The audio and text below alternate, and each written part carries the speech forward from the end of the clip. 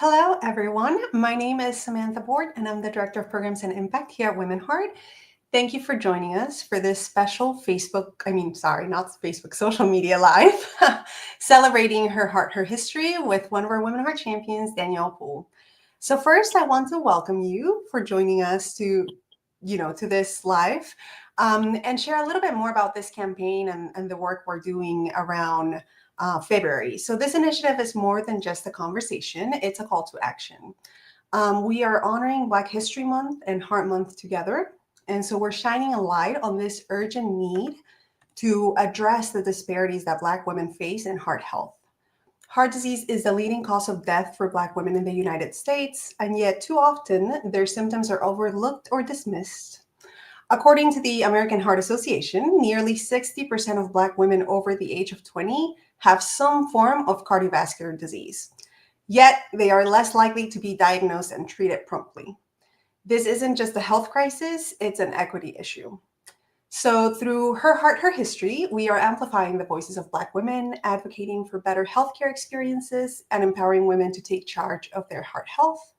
Today, I am honored to be joined by one of our WomenHeart champions, like I said, Danielle Poole, who will tell us more about her journey, any insights that she has on navigating the healthcare system as a Black woman with heart disease.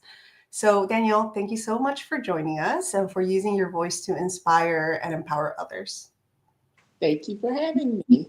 Yeah, so I have quite a few questions for you. So I guess we can go ahead and get started. Can Okay. you start by sharing your personal journey with heart disease? What were the first signs? How did you navigate a diagnosis? Just a little bit about your story. Oh, of course. My diagnosis was immediate because I had a heart attack in October of 2022. I had sudden onset of my symptoms. I was rushed to the hospital and I was treated. And I walked away with a diagnosis of NSTEMI, which is a type of heart attack. However, I've learned since then, and with my journey with Women Heart, is that I probably should have been more aware of my cardiovascular health, and I may have even had symptoms or definitely indicators that would have led me to understand that I needed to be more serious about my heart health. I was previously diabetic, I was previously obese, I was previously hypertensive. So, all of these things should have made me more aware of cardiovascular health or even made the medical professionals that were treating me um, more alerted to my cardiovascular health. I was always told about kidney disease, of course, breast cancer, and other things as part of my whole medical treatment. But I really did not feel like cardiovascular disease was at all on my radar previous to my heart attack. How interesting. I'm glad that you brought that up, that, of course you were diagnosed when it happened, but also the potential symptoms that you were experiencing before. So there was no conversation or like awareness, intentional awareness, I guess, through a healthcare provider about the fact that you were at higher risk. No, never. Like I said, other screenings, other conversations, but I cannot remember a single Yeah. conversation about elevated cardiovascular disease risk. Yeah. And that's unfortunately, I think, right, it goes along with what we hear and continue to hear from women, that it isn't until they're specifically made aware, whether it's because they've come into some education, they've heard from another person who does have heart disease, etc., that they don't necessarily realize that they're at higher risk, and those conversations aren't always happening. So my next question, which I think can be related to that, is about, many Black women report having their symptoms dismissed by healthcare providers. Do you think there was any kind of bias in your medical journey with, all the other conditions that you had, everything that was going on? Do you think that there was any sort of bias, and do you think you were prepared to advocate for yourself and for your own health? Yes and no. So I think that being overweight or obese or morbidly obese hides so many other potential problems that may or may not have been there without the obesity. But when you are obese, my medical professionals, or at least my experience, was always that that was the primary issue. If you lose weight, everything will be better. And so things that symptoms that were real and could have indicated my cardiovascular risk were dismissed because I was obese. And so once I started losing weight and then I had a heart attack, it's now we're treating the cardiovascular when we probably could have looked at it before. So I don't think it was particularly race bias, but Mhm. I do think that race bias comes into play when you're trying to lose weight. And sometimes like, I have felt like the doctor doesn't believe that I will eat differently because, soul food typically is what a Black American Southern woman is expected to eat. So, it's like, I really am interested in, going to a nutritionist, or I really am interested in learning, better ways to approach my diet. So sometimes I will say that I felt that type of bias, but it's kind of like yes and no, a little bit of both. I think more bias was about the weight and obesity, but sometimes you don't feel encouraged or even supported in what needs to happen because you think or I perceive that they looked at me a certain way. Yeah. It could be perception or it could be reality, but either way is something that we can intentionally try to make better. Yeah, I think those are fair points, right? Like the bias of the focus on like the weight management and obesity aspect of it, which again, something that we also hear about, right? And the lack of um let's see, communication about the interconnectedness of all of these conditions, right? And then also bias in the maybe the support and the education that was being made available and the conversations that weren't necessarily happening because of assumptions. Right. Um, so yeah, thank you for sharing that. Um, so in terms of barriers to care, there are a lot of studies out there that show that Black women are more likely to face delays in diagnosis and treatment. In your experience, what do you think are the biggest barriers to preventing that are preventing Black women from getting the care they need?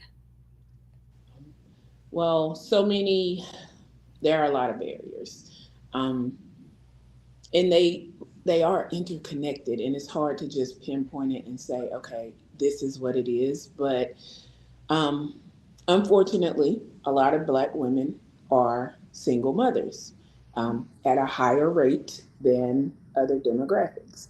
So when you are a single mother and you're responsible for yourself and children, you're always going to prioritize your children first. So I have seen and know of so many stories, as well as myself. Of course, you make sure your children have all of their checkups, the vision, dental, not like they're seeing the The list doctor is for every little thing. And then you're making sure that they're making it to all of their school activities, academic as well as extracurricular. And then you're working. And so our things get put on the back burner.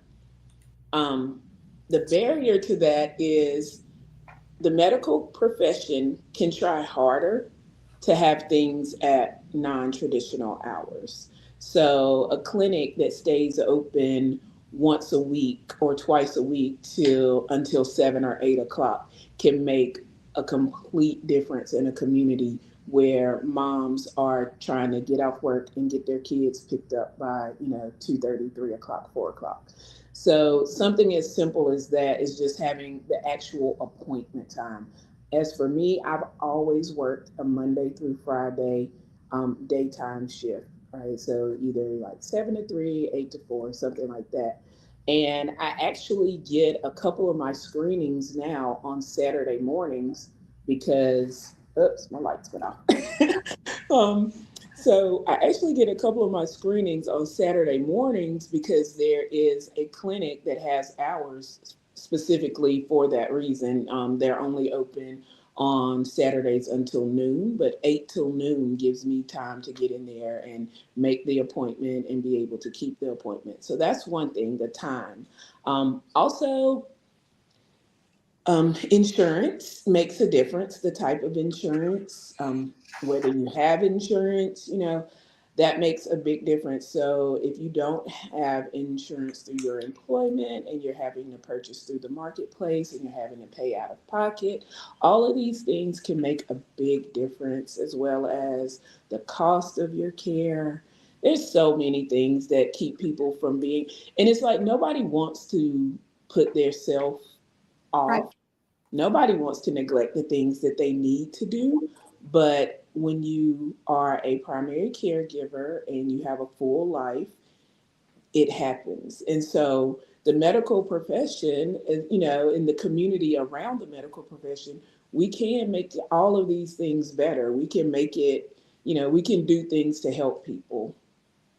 Yeah, that's a great answer. It sounds like, right, like there's the systems level sort of thing in terms of like access to care, right? The cost associated with it. Everyone deserves the same like quality of care that is, acceptable, et cetera, et cetera.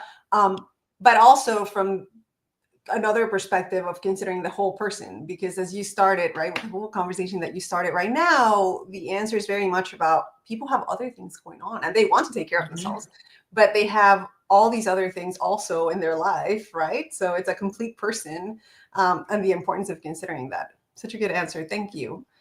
Um, in terms of community and support, what role did community and support systems play in your heart health journey?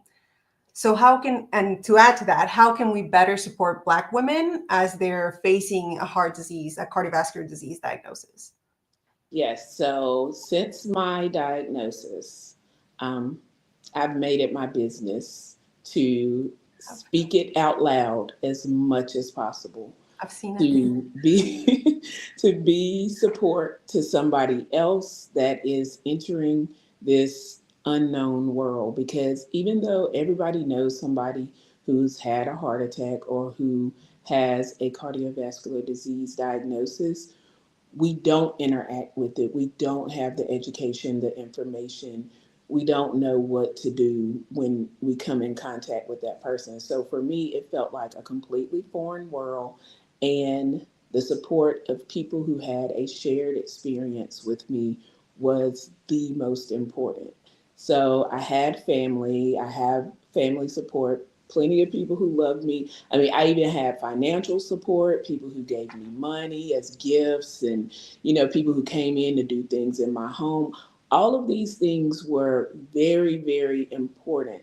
But the actual journey to what my new life was supposed to look like, or what it could look like, had to come from community support of people who had a shared experience. So that is why I talk about it, I share it, because no, you don't want to be in this position. You don't want to, have received that diagnosis. But if you ever do, you want to know that thriving is possible. It's very much possible. And you know someone you can speak to about it. And so for me, my community support and I have a church family, I have my actual immediate family, I have friends, so I had a lot of support, and I never felt lonely, but I did feel alone in what I was experiencing.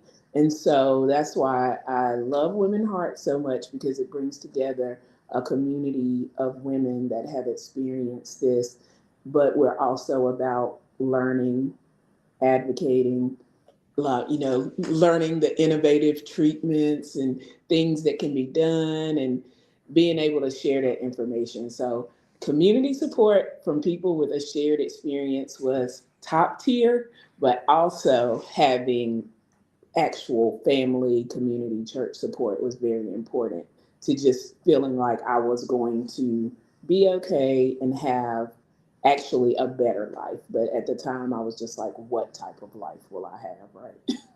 Yeah, it's such an important point that, every time there's also a new class of champions, that is, right, I get to interview many of the women who are becoming champions, and that is the point again and again, right? Like the not feeling isolated, not feeling so alone, because you're finding someone to connect with that has been through the journey. And so it helps it hopefully feel a little less overwhelming and less scary to Yep. see someone who's going through it. Um, Thank you for that answer. The next question is about the fact that heart disease isn't always talked about in general and also in Black communities. So, why do you think that is? And how can we encourage more open conversations about heart health, right? We started this conversation with you saying that, like, it wasn't top of mind, no one, people weren't talking about it. So, what should we be doing differently to make sure that people are having these conversations? Right. So when people think heart attack, they think about Sanford and Son, the television show, where Fred Sanford is like he's about to die and he's grabbing his chest. So and everybody hears they hear about the Widowmaker heart attack, someone dropped dead, and so it's almost like because we're so afraid to face the reality that cardiovascular disease is so serious, we put it out of mind and we just don't even want to talk about ways to even deal with it. But if you talk about the things that happen in our daily lives that can get us to the point of having serious cardiovascular diagnosis, then we kind of take that big bad bear away. If you know someone that is living and thriving with heart disease, that they've had this their entire life, they were born with it, right? And now they're in their 30s and they're married and they have a kid, and it's like, and I'm talking about one of our champions. But when you meet people like this and you see their story and you're like, you don't have to hear that, like, oh, because she was born that way, she just had a sad life. No, she has this beautiful life. And so I think part of the reason that we don't talk about it is because we're just afraid of it, right? We're afraid of the reality. But then there's also mortality. That's what I mean. Everyone's afraid of their own mortality. And when you speak about heart health, it seems so big and scary. But when we approach it from the point of living, thriving, and having beautiful lives while treating our heart health issues, it can be different. And so that's why organizations like Women Heart are so important, because you have to be able to talk about it and just say, like, ask your doctor this. There were a couple tests that I had after my diagnosis that I had never heard of before. And so even if I had just had someone say, you know, ask your doctor if you can have this type of test, it may have made a difference. So the test that my primary care thought was a cardiologist test, when I asked her to order it, she ordered it, my insurance covered it, and it was no problem at all. And we were both like, oh, well, we thought only a cardiologist could order it, but now we see, and so she learned something that day as well as I did. And so maybe that's something that she can take forward, that if she has a patient that's having certain symptoms, maybe she can just get a test and they don't even have to see a cardiologist. It's just an indicator or something that would help. But if we don't talk about it, if we don't share our experiences, then things don't change.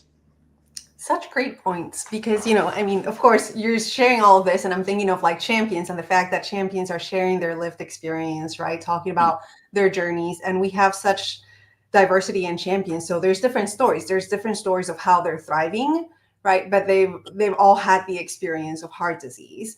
And then, right, the connection between that and sharing those stories to even like healthcare providers and those conversations with like your healthcare team about like, oh, this was my journey, and right, what about all the other women who aren't there yet but at some point will have to go through that journey, and how are we better supporting them? Excellent points. That's why you're here. The next question that I have is about many women struggle with balancing self-care and daily responsibilities, which we were talking about, right? People are people, they have a lot of other things going on than more than just their health. So what lifestyle changes or heart healthy habits have been most impactful for you? And to add to that, how do you stick to them? Like, how do you maintain those things? So I never give up on myself. And since my heart attack, I let myself understand that I am as strong as I want to be, but I cannot push my body to the limit. So um, there's strength in rest, right? So that's one of the key things that I have to remember. So when you think you can do it all and you're like, okay, I got to get this done and this done and this done, and I'm going to do this, I'm going to do that. And your body physically just tells you, no, you can't, you need rest. But there's also a strength and a power in just saying, I can't do more until I treat my body well, as well as I can, and get the rest that's needed and do the things that are needed to keep my body healthy. So for me, like, people will hear me say one of my biggest habits is like I don't drink sugar sweetened drinks ever. Like never, never, never, never, never. It's just my thing, right? So it's like I know that this helps me cut down on calories. It's just a little measure. So it's like one of those things that like I'm proud of myself, right? So I'm like, I don't drink sugar sweetened drinks. It's like I don't pay $5 for a cup of whatever at a restaurant. It's like I drink water and I love it. And, I'll drink an unsweetened tea, and I'll drink, coffee, but I don't drink sugar sweetened drinks. So that's my little thing. Like, whatever you find that works for you, be proud of it for yourself. It doesn't have to be validated by anybody else. Just be proud of it for yourself. And so when I am not doing as well, sticking to other things like exercise, then I'm like, I know one thing I've been sticking to, and I got to get back to I got to get back to the other, right? So it's like a little motivation of just always being encouraging to myself, but mainly realizing that like being strong isn't about going full speed ahead all the time. It's about being able to balance everything so that you don't have a heart attack, or you don't wear out, or you're not so fried or frazzled that you can't handle what's happening right now. And life is such a gift. It's like every moment is such a gift that you have to be able to value that and appreciate it, and the people around you and the things that you come in contact with on a regular basis. If you're so focused on more, more, more, stronger, stronger, stronger, sometimes you miss out on things. So just perspective is the biggest part of balance. That is the word I was thinking of. Like, it's about perspective, Mm-hmm. right? Also, as we're talking about, like, you know, your medical team seeing you as a whole person with all these other things, like you yourself also acknowledging that you're a whole person with all of these other aspects and all of these things that are going on, right? So it's not like, oh, if I don't meet this specific standard, then I've failed. But instead, right, like giving yourself some, what is it, like there being some self-compassion, giving yourself some grace. Grace, And yeah. I think one of the things you were talking about is also those, I don't think it's little, right? But those things that people might consider little steps, right? That you're still sticking to Mm-hmm. sort of maintain and prioritize your well-being. Um, what about as it relates to your mental health? How did you cope with the emotional toll of your diagnosis? And I mean, I think some of that may be support, right? Some of the community support we Mm-hmm. talked about. But what advice would you give then to women who are, you know, getting diagnosed right now, going through a challenging time? What would you say, I guess? There's that word grace again. Definitely give yourself grace. Always, always give yourself the grace to be who you are in this moment, and then give yourself the grace to dream as big as you want to dream for who you want to be in the future. It doesn't have to happen in this moment, and the diagnosis make you feel like something that you were working towards is never going to happen now. Like, how will I do this? But you have to understand that it's all part of your journey. And so when it comes to the mental health, I had low points. I definitely had low points because I'm a very active person. I wear many hats, and I love people, and I love interaction, and I love to, be doing something all the time. I like to go out. I like to, I do yoga, I exercise. I love a good, girls gathering, a party, girls night out, something, so it's like and then I'm also a person that I kind of get bored with hobbies. And so I'm always looking for like that next thing, like, like what do I want to pick up? What do I want to learn? What do I want to try? So after my diagnosis, immediately, I was put on bed rest, and it was during COVID. So there was not only being isolated, in my home, but also knowing that like really people weren't supposed to come visit, and it was a very isolated time. Yeah, That's and hard. That's so a long time. I was. I I go back to the word also thrive. That's Selena's word, thrivership. I just, it was everything for me because when it feels like you're on a different path, like, oh, I have this life. Then I received this diagnosis. And even though, yes, I'm very blessed to have my life is now completely different, and you feel like it's not something that you anticipated, and that's very hard on your mental health because you're dealing, it's sort of a death, like it's a grieving that you're dealing with. And so um, don't ever skip, the mental health portion of it. Don't push it to the back. Don't put it out of your mind thinking that, it's not real or you shouldn't feel that way. One of the things that I actually experienced that is kind of like, I smile at it now, but I actually had to discuss it with my mental health professional and get an actual diagnosis just to make sure that it was real to me. So I did a yoga class on the Saturday before I had a heart attack on Sunday. And the yoga class was really hard. It was an instructor I had never done the class with before. And I just remembered I was like I said, fluid was coming out of like every place of my body. I was sweating, my nose was running, my eyes teared up a little. I was like, oh my goodness. But at the time I didn't think anything about it. I was just like, that was a really hard class, like I was sore the next day. And I am definitely not blaming yoga for my heart attack. But Right. There's something going on. yeah, but this was the day before, and so I was all excited. After my heart attack, I couldn't do yoga for like, I think it was like 5 or 6 weeks, and so when I finally got to go to a yoga class, I was all excited, and I just went back into the practice. Well, the next time that instructor was on the schedule, I skipped the class and I didn't put two and two together. And then it was like maybe a month later, he was on it again. And when I realized I was about to skip the class, I was like, oh my goodness, like I'm truly afraid of his class.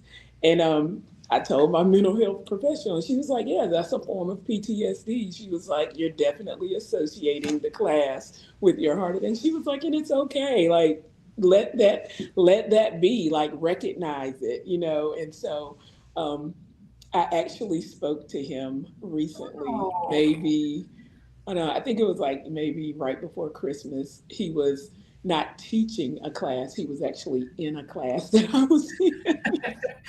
And I told him the story, and he was like, oh my goodness, I'm so sorry. And I was like, no, it's not your right. It fault. wasn't personal. It's just right, Yeah. like the trauma of. Yeah, and so it was like that was kind of like one of those mental health pieces that I just had to work through the process of it. Like it wasn't something that was gonna just disappear out of my mind. Yeah. And that's one of the things we talk about in the training, right? For champions, we talk about that connection between mental health and heart disease, Yeah. what all of that means. But also, right, besides like learning that there's a connection and that it impacts your mental health and your emotional health, right? There's work to be done, right? Yeah. There's work to be done, is what you're describing right now, having to work Exactly. process. Hmm. Yep. A topic that we could do a whole other life and a whole other conversation about. Um, Okay, just a few more questions for you. What advice would you give Black women on finding a doctor who listens to them and takes their concerns seriously? Um, do what you have to do to find a doctor that is comfortable with you and that you are comfortable with. I do have an experience after a year. So my first cardiologist left the practice that I was seen at, and I had another cardiologist come in and as his replacement. And for the entire year after my heart attack, I was on high dose battery of medicines, about 6 or 7 different prescriptions, all high doses, and I had lots of side effects. I was very lethargic. Of course, my heart was healing, but we wouldn't know until a set of post tests were done. And so they were like, if you do this at the end of this year, when we do your tests, you'll be able to get off some of these medicines, hopefully my diagnosis would be changed. And they gave me all, I had all this hope of what was going to happen from me doing everything that my medical professionals told me for that year. And at the end of the year, I had a new set of cardiovascular tests, and my heart had not recovered from the heart attack. So it had not got any worse. My ejection fraction was still about the same, but it hadn't improved. And so it was very disappointing to me. And I was visibly disappointed when I'm speaking with my doctor. And he looked at me and he said, "You're fine. You'll be fine. Plenty of people live their life with a certain level of heart failure. You can do everything that you're trying to do. Just go about living your life. You could still stand to lose some weight." And it was almost like, I guess I was just triggered by the whole weight thing being the issue because, Right. prior. Just had a heart. Had a heart. Yeah. And then also,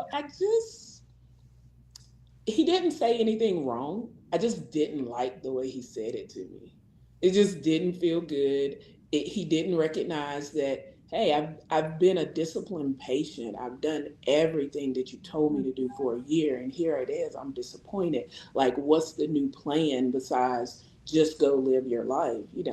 And so I just started a process at that point of finding a cardiologist that I felt was um, better for me, not disparaging anyone, but it wasn't I didn't feel like he had mistreated me in any way. There was no sort of malpractice or something I think that he did wrong. It was just, it wasn't a comfortable setting for me to feel like I was receiving the most encouraging care, right? So I want my doctor, again, to see me as a whole person who has a whole life. And I want to go, when I leave this appointment, I want to feel like I'm stepping forward, not just, living with heart disease. And so at that point, I actually ended up with the cardiologist that I had at the ER, which is amazing because he said that when he saw my name on his charts, he still remembered the night that I came in the ER.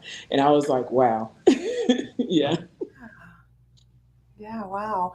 I, I mean, you just said like, not that this doctor did anything wrong necessarily, right? It just, the whole point is finding someone who you can feel like you're a team with, Yeah. right? You can A feel safe. teammate. You feel like, Yeah, exactly. exactly. Very much, yeah, very an important message for people to hear also, because I don't think that we hear that often enough. So sometimes we might just be like, oh yeah, well, this is just how it is, without having that empowerment of like, no, I can explore options, hopefully, and find someone who I feel supports me the way I want to be supported. Right. And I recently heard someone said, "You are the expert of your healthcare."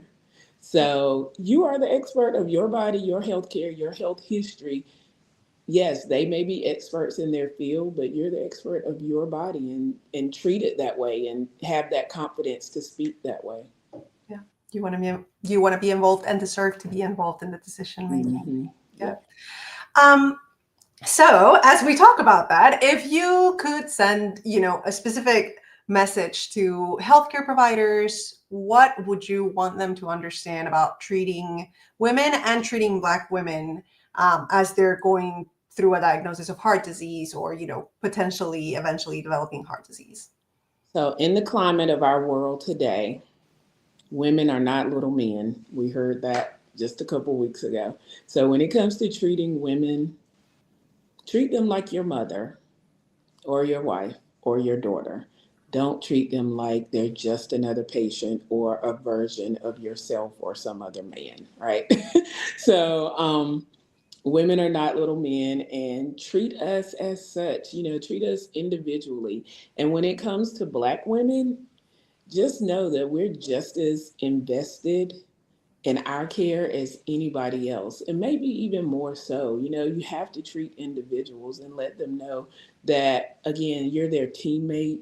You want to see them win, that this is an encouraging environment, that healthcare is meant to have people survive and thrive, not just to show people how to manage the end of their lives.